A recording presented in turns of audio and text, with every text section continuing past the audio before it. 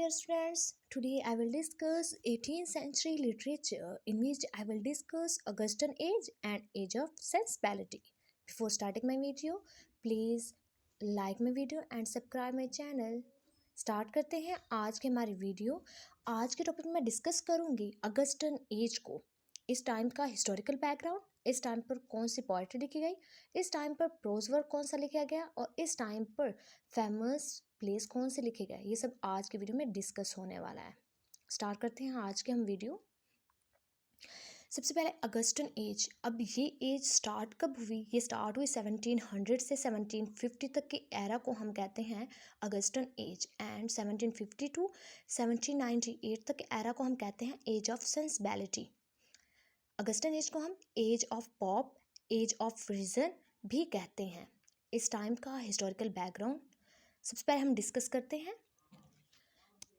इसमें historical background जैसे कि हमने प्रीवियस लेक्चर में डिस्कस किया था रिस्टोरेशन पीरियड को, जिसमें जेम्स सेकंड ने एंड पे रूल किया था, बट उसकी बेटी और उसके सन इन लॉ यानी मैरे और उनके हस्बैंड विलियम ऑफ ऑरेंज, उन्होंने जेम्स सेकंड को किंगशिप से हटा दिया था। क्यों हटाया था? क्योंकि वो प्रोटेस्टेंट थे और जो जेम्स सेकंड है वो कैथोलिक था, प्रोटेस्टेंट पर जुल्म करता था। सो मैरे और उसके हस्बैंड ने कौम के साथ मिलकर, राया के साथ मिलकर उनको किंगशिप से हटा दिया और वो फ्रांस चला गया था। इसके बाद जो है मैरे की डेथ हो जाती है और उसके हस्बैंड की भी डेथ हो जाती है। मैरे की डेथ होती है 1694 में और उनकी हस्बैंड की डेथ हो जाती है 1702 में। तो इस टाइम के बाद जेम्स सेकंड की एंड अदर बेटी एन जो है वो क्वीन बनी। इस टाइम पर एक रेवोल्यूशन आया था जिसे हम ग्लोरियस रेवोल्यूशन कहते हैं। ग्लोरियस रेवोल्यूशन क्या होता है? नो लॉस ऑफ ब्लड, के खून का कोई कतरा गिरे बगैर रेवोल्यूशन हुआ, उसको हम ग्लोरियस रेवोल्यूशन कहते हैं। तो यहाँ पर क्वीन बन गई एन। इसके बाद एन की डेथ के बाद क्वीन बन जाते हैं जॉर्ज फर्स्ट। उसके बाद जो कि एन के कज़न है, जॉर्ज फर्स्ट के बाद उनके बेटे George second and then George third. इस तरीके से जो है ये क्वीन किंग बनते रहे हैं। इस एज को हम age of reason and age of enlightenment भी कहते हैं। अब एज ऑफ पॉप क्यों कहते हैं इस टाइम पीरियड को? एज ऑफ पॉप इसलिए कि जो पॉप था अलेक्जेंडर पॉप, वो डोमिनेंट रिप्रेजेंटेटिव फिगर हैं इस टाइम पीरियड के, यानी सबसे ज़्यादा उन्होंने पोइट्री यानी अपने पोइम्स, अपने अपने जो है वो नॉवेल्स वगैरह जो है किसने सबसे पहले लिखे? अलेक्जेंडर पॉप ने। अलेक्जेंडर डोमिनेंट हैं इस टाइम पीरियड के, इसलिए इसको एज ऑफ पॉप भी कहते हैं। ये था इसका हिस्टोरिकल बैकग्राउंड। एक दो पॉइंट और मैं ऐड कर देती हूँ। इस टाइम पर जो पोइट्स वगैरह थे, ऑथर्स थे, वो रोमन और ग्रीक राइटर्स के वर्क से को इमिटेट करते थे, यानी इनके वर्क से बहुत ज़्यादा इंस्पायर थे, उनके वर्क को डिस्कस करते थे, उनके वर्क को रीड आउट करते थे। इसलिए इसको कॉफ़ी हाउस लिटरेचर भी कहते हैं और न्यू क्लासिकल एज भी कहते हैं। अब न्यू क्लासिकल एज क्यों कहते हैं? क्योंकि ये लोग क्लासिकल राइटर्स को रीड करते थे, उनका वर्क रीड करते थे, उनका वर्क ट्रांसलेट करते थे, इस वजह से उनका वर्क कॉपी करते थे। इस टाइम पर टू पॉलिटिकल पार्टीज भी थी, विग एंड टॉरस। इस एज को हम एज ऑफ रीजन, जैसे मैंने पहले बता दिया, कहते हैं। और ये रेनेसा फैंसीज फेरीज टेल को और अनप्रोडक्टिव थॉट्स को भी अपोज करता है। तो ये सब जो है इसका हिस्टोरिकल बैकग्राउंड। अब हम डिस्कस करते हैं इस टाइम में जो लिटरेचर लिखा गया। तो एज ऑफ पॉप पहले हम डिस्कस करेंगे, एज ऑफ पॉप की पोइट्री को।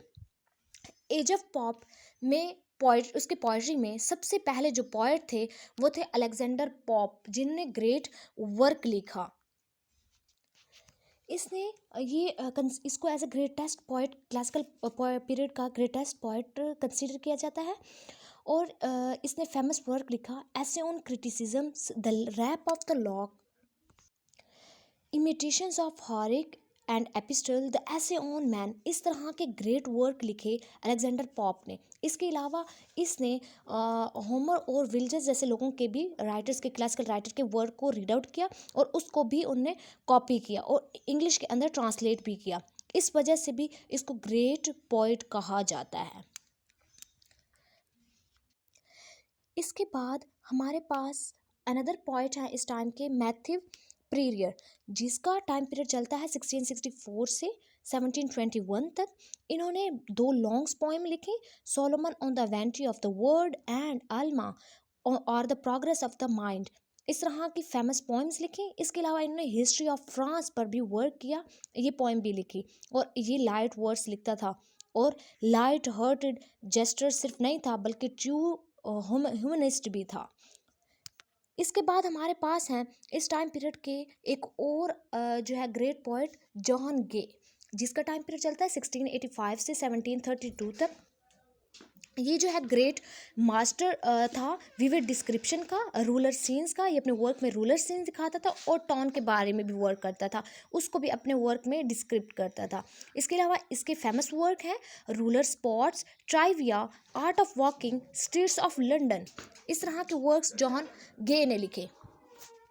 इसके बाद इस टाइम के ग्रेट जो हमारे पास पोइट हैं वो है एडवर्ड यंग, जिन्होंने, जो कि इस टाइम के मोस्ट फेमस पोइट है। इसने बहुत ज़्यादा वर्क लिखा। इसका एरा चलता है 1683 से 1765 तक।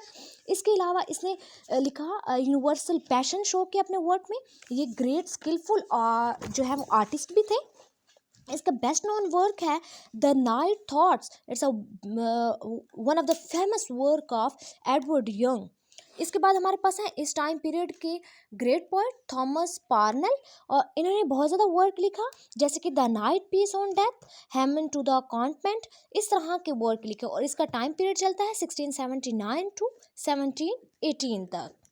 इसके बाद हमारे पास इस टाइम पीरियड के 2 और भी ग्रेट पोइट्स हैं, लेडी विंचेल्सिया, जिनका टाइम पीरियड चलता है 1660 टू 1725 तक, और ये फॉलोवर थी पॉप की, और इनने सिंसियरिटी शो किया और genuine feelings for nature show किया अपने वर्क में। और इसका फेमस वर्क है नॉक्टर्नल रिवायरे। नॉक्टर्नल रिवायरे इसका वर्क है। आप इसके वर्क की स्पेलिंग याद रखें, NOCTURNAL, नॉक्टर्नल रेवरी, REVERIE। ये इसका मोस्ट फेमस वर्क है किसका, लेडी वेंचेलिस का। इसके बाद हमारे पास है जेम्स थॉमस, ये भी एक प्रोमिनेंट फिगर थे इस टाइम के, और इन्होंने फेमस वर्क लिखा था सीजन, और इसका टाइम पीरियड चलता रहा 1726 से 1730 तक। और ये ब्लैंक वर्ड्स अपने नेचर पोएम में ब्लैंक वर्ड्स जो है वो यूज़ करते थे, और ये इसके द सीजन जो है फर्स्ट फेमस वर्क है, और इसी की वजह से बहुत ज़्यादा पॉपुलर रही इस टाइम पीरियड में। इसके बाद हम डिस्कस करते हैं इस टाइम पीरियड में जो प्रोज लिखा गया, क्योंकि ये टाइम पीरियड और सबसे जो है कहने इस एरा का करेक्टरिस्टिक्स में शामिल है कि इस टाइम पर नॉवल, अच्छी बात ये थी इस एरा की कि इस टाइम पर नॉवल लिखना स्टार्ट कर दिया था लोगों ने, राइटर्स ने। यानी नॉवल, जैसे कि पहले जो है वो अपने एराज जो है वो अपने प्ले के लिहाज से फेमस थे, इस तरह इस टाइम पर नॉवल लिखना भी स्टार्ट हो गए थे। और इसमें सबसे जो है इस टाइम का फेमस प्रोज जिसने लिखा, फिक्शन लिखा, डैनियल डेफ्यू ने, जो कि ग्रेट जो है प्रोज राइटर, और ये इस टाइम के फेमस नॉवलिस्ट और प्रोज राइटर हैं, जिन्होंने बहुत ज़्यादा वर्क लिखा। और ये अपने वर्क में जो सब्जेक्ट यूज़ करते थे, सोशल, पॉलिटिकल और लिटरेरी चीज़ों के बारे में बहुत ज़्यादा लिखते थे, और ये लिटरेरी जर्नलिस्ट भी हैं इंग्लिश लिटरेचर में। इसका फेमस वर्क रोबिन्सन क्रूसो, जो एक फेमस नॉवल है डैनियल डेफ्यू का। इस टाइम पर इसने फिक्शन लिखा, the memorials of a cavalier, captain Singleton, ये और मॉल फ्लैंडर्स, कॉलोनियल जैक, इस तरह के फेमस वर्क लिखे डैनियल डेफ्यू ने। ये क्या है, एक प्रोमिनेंट कह लें नॉवलिस्ट था, प्रोज राइटर था, ऑथर था इस टाइम का। इसके बाद सेकंड नंबर पे जोनाथन स्विफ्ट, जिसका नाम ज़रूर आपने सुना होगा। इसका टाइम पीरियड चलता है 1667 से 1745 तक। मोस्ट पावरफुल और original genius of his age and highly intellectual person थे ये। और इसके अलावा इसका बेस्ट नॉन वर्क ग्लीवर ट्रेवल्स, जो कि बहुत ज़्यादा यूनी में जो है ये सिलेबस में शामिल किया जाता है इस वर्क को। अ टेल ऑफ अ टब, इस तरह के वर्क इसने लिखे। जर्नल टू स्टीला, ये इसके फेमस वर्क हैं किसके, जोनाथन स्विफ्ट के। द बैटल ऑफ बुक भी इसने ये वर्क बैटल ऑफ बुक पे लिखा। इसके बाद हैं जोसेफ एडिशंस और सर रिचर्ड स्टीले, इन दोनों बंदों ने जो है कोलैबोरेशन में वर्क लिखा। ये ओरिजिनेटर थे पीरियोडिकल ऐसे के, स्टीले जो है बहुत ज़्यादा ओरिजिनल था अपने वर्क में। अब इसका फेमस वर्क स्टीले किस वर्क की वजह से बहुत ज़्यादा फेमस हुआ, द टेटलर, टेटलर की वजह से बहुत ज़्यादा फेमस हुआ। और जो जॉन एडिशन है वो अपने वर्क स्पेक्टेटर की वजह से बहुत ज़्यादा फेमस हुआ। एडिशन ने 274 और स्टीले ने 240 एसेज लिखे और 125 इन्होंने जो है वो कोलैबोरेट में लिखे। एंड इस टाइम पीरियड के, और ये जो एक और बात इनके करेक्टर के बारे में बता दूं कि स्टीले जो है वो बहुत इमोशनल फुल ब्लडेड काइंड का पर्सन था। यानी अब फुल ब्लडेड और इमोशनल काइंड का ये पर्सन था। और इनके पर्पस जो थे राइटिंग के, स्टीले और एडिशन के, वो इथिकल होता था। इसके बाद हमारे पास इस टाइम पीरियड के ग्रेट जो है वो writer author Samuel Richardson and Henry Fielding, इन दोनों ने बहुत ज़्यादा कंट्रीब्यूट किया इस टाइम पीरियड पर। और सैम्यूल रिचर्डसन ने अपना एक वर्क लिखा था पामिलिया। एंड इस वर्क के कह लें जो हेनरी फील्डिंग था वो थोड़ा इसके अगेंस्ट था, अपोज था। और इसने हेनरी फील्डिंग जब इसने पामिलिया लिखा सैम्यूल रिचर्डसन ने, तो हेनरी फील्डिंग ने इसके अपोजिशन में एक वर्क लिखा जोसेफ एंड्रयू। पैमिलिया जो है और जोसेफ एंड्रयू ये बहन भाई की कहानी थी। मीन्स के पैमिलिया जो है वो जोसेफ एंड्रयू की सिस्टर थी। सो इस तरह, और पैमिलिया में उसने जोसेफ एंड्रयू का छोटा सा करेक्टर लिया था। तो हेनरी फील्डिंग ने इस अपने वर्क जोसेफ एंड्रयू में जोसेफ एंड्रयू को एक मेजर करेक्टर लिया, प्रोटोगनिस्ट लिया।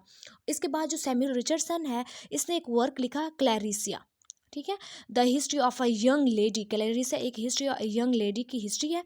तो इसने इसके अपोज में हेनरी फील्डिंग ने अपना एक और वर्क टॉम जॉन्स लिखा। तो ये इस टाइम पीरियड के ये दोनों जो है इस टाइम के प्रोमिनेंट फिगर्स हैं, यानी एक ग्रेटेस्ट इस टाइम के राइटर्स हैं। तो ये सब हमने एज ऑगस्टन एज के फेमस पोइट्स कौन से थे इस टाइम पर, प्रोज और नॉवलिस्ट कौन थे, और कौन कौन सा उन्होंने वर्क लिखा, ये सब आज की वीडियो में हमने डिस्कस किया। नेक्स्ट वाले वीडियो में मैं एज ऑफ सेंसिबिलिटी को, जो कि ऑगस्टन एज के बाद की एज है, एज ऑफ सेंसिबिलिटी, उसमें हम उसको डिस्कस करूँगी। आई होप आपको आज का लेक्चर जो है वो समझ में आया होगा। Thank you for watching my video. Please like and subscribe my channel.